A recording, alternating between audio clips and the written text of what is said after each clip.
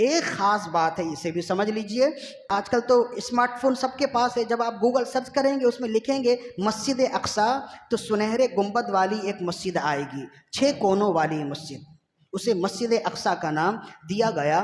تو یہ ایک فریب ہے، یہ ایک دھوکہ ہے، وہ مسجد اقصی نہیں ہے، اس کا نام ہے قبۃ الصخرہ، مسجد صخرہ۔ اور اس کی تاریخی حیثیت کیا ہے؟ رسول اللہ صلی اللہ علیہ وسلم جب معراج پر گئے تو وہیں آپ نے نماز پڑھائی مسجد اقصی میں۔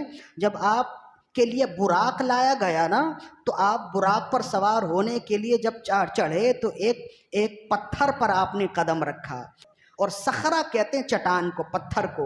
تو اسی پتھر کو محفوظ کرنے کے لیے، اسی یادگار کو یادگار رکھنے کے لیے اس جگہ ایک مسجد بنا دی گئی، اس مسجد کا نام رکھا گیا مسجد صخرہ۔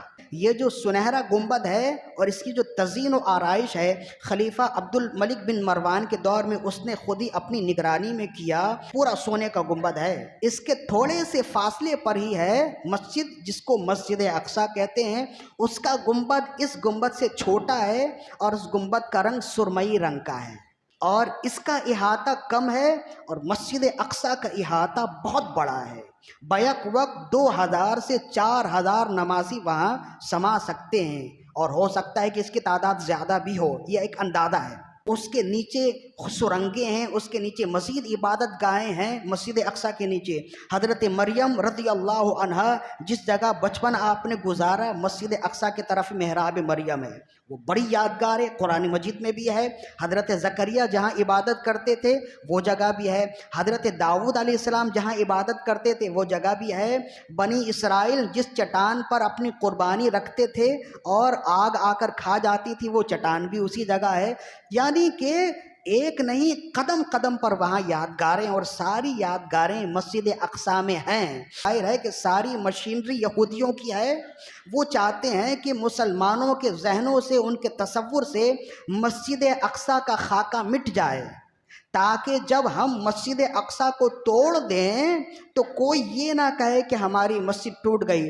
ہم کہہ سکتے ہیں بھائی آپ کی مسجد اقصی تو یہ ہے، یہ سنہرے گنبد والی مسجد ہے، یہ مسجد تو اپنی جگہ قائم ہے۔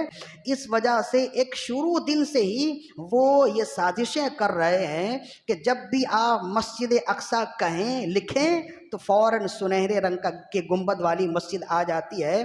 وہ مسجد مسجد اقصی نہیں ہے، اصل مسجد مسجد اقصی وہ ہے جو سرمئی رنگ کی مسجد ہے۔ ایک بات ہو گئی، اور دوسری بات یہ ہے جب مسجد اقصی کہا جائے تو اس کمپاؤنڈ کے اندر جتنی مسجدیں ہیں ساری مسجدوں کو مسجد اقصی کا نام دے دیا جاتا ہے۔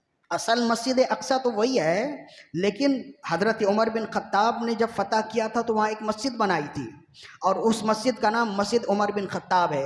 رسول اللہ نے اپنا براق جس جگہ باندھا تھا اس جگہ ایک مسجد ہے مسجد براق کے نام سے، وہ بھی مسجد وہاں موجود ہے۔ مسجد صخرہ ہے، مسجد اقصی ہے، 4 مسجدیں تو یہی ہو گئی نا۔